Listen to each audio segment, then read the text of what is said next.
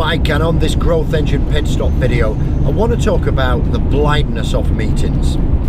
And what I mean about the blindness of meetings is I've recently attended what I would call sales related meetings with a client, and I was sat in the boardroom a few weeks ago with a client, and they were speaking about being offered this opportunity to work with this large global player. I'm not sure how real the opportunity is.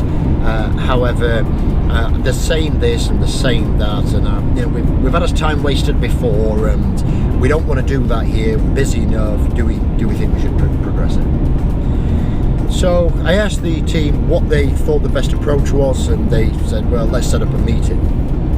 And I said, okay, so what is that meeting going to cover? What is our goals? And I call them, because we're the successor, we call them success goals. When our team go into a meeting, we've done our research, we've checked it out, and we also know what we want to cover by agenda, documented in advance to the other participants. But also internally, what are our success goals? For us to come out of that meeting and say, was that a success? We need to be able to put check boxes in all the areas that we see as successful. And naturally, that helps us gear our agenda around that. So we work with the client to sort of pick out 3 to 4 success goals. Yesterday we actually attended those meetings in the south of England with 2 specific companies, and what originally started out as a sort of not a flippant discussion, it was more of a pipeline discussion inside the business in the boardroom, yesterday turned out that not only is that global provider, I wouldn't use the word desperate to deal with us, because that would be it wouldn't be accurate, but they're exceptionally keen to deal with us as our specialist service. This is not us as the successor or my coaching company. This is my client who works in logistics, and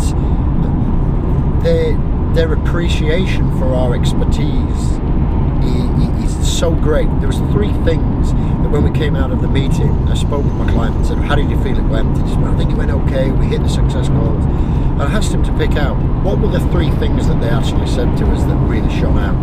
And with respect to the client, they got them all. They was really on top of it. And this is what they were saying. They look to start partnerships, not just trading relationships. They look to give priority and soulless agreements, and they look to trial these arrangements for 90 days on smaller sets of data or pieces of business, if you want to call it that, and then they build up on that. And if we do a job over 90 days, then they would increase it.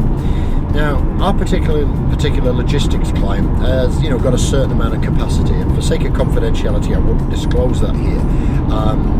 But they've got a certain amount of capacity of how many drivers they have, how many vehicles they have, how many routes that they can plan each day.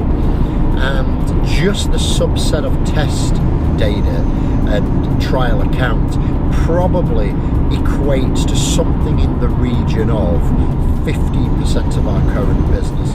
And if that were to scale up double and double again, it could actually double our entire current business just off this one account. So what I'm asking you to do here is look at your business, look at these opportunities, sit down with your sales team, if you are the head of sales, sit down with your individual team members and start to ask questions about these opportunities.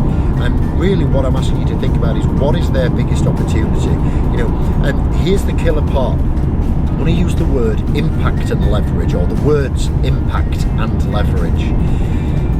To be really honest with you, the impact that you can have on another person's business is significantly worth more than what you would charge them. If in this case with the logistics, we can connect their business with another business and open up new opportunities and sales channels, that's leverage.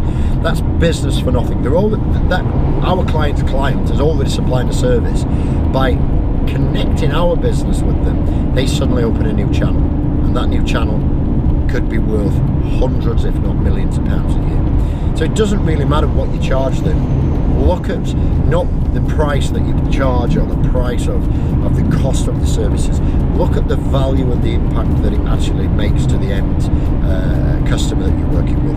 A quick example is trying to sort of bring this sort of general sort of discussion into something focused and tangible. if you can leverage an additional £100,000 for a client, it doesn't really matter if you charge him £10,000 to do it, £20,000, because there's still £80,000 or £90,000 up on that arrangement. It doesn't matter if that takes you an hour to do that service or a week. Too many people get focused on, well, I'm trading time for hours and my hourly rate is X and I'm doing 10 hours. Well, if that hourly rate hypothetically is £100 per hour and it's 10 hours, that's £1,000. But what if you actually make that client 100k? Is it unreasonable to charge 5k for that service and really make that impact to your bottom line? I don't believe it isn't. You know, if you can deliver value at 5 or 10x more than you're charging, it's a new opportunity and it's all leverage and all profit. So, start to identify opportunities, start to ask the right questions, get your success goals in before you meet it, come out and evaluate it, and if you are asked to put a proposal in, look at the value that you're going to create and the margin you're going to make them more than what your standard charges are. And that's not only how you're going to scale your clients' businesses, but it's how you're going to scale your own businesses. If you'd like to open a debate on this, send me a message through our preferred channels of Twitter using the hashtag #TheOpenMic or hashtag #GrowthEngine, and we'll get any questions answered for you or open a debate with you. And as always, get in the game, go do the hustle, go make it happen, have a fantastic week, and we'll catch up with you real soon.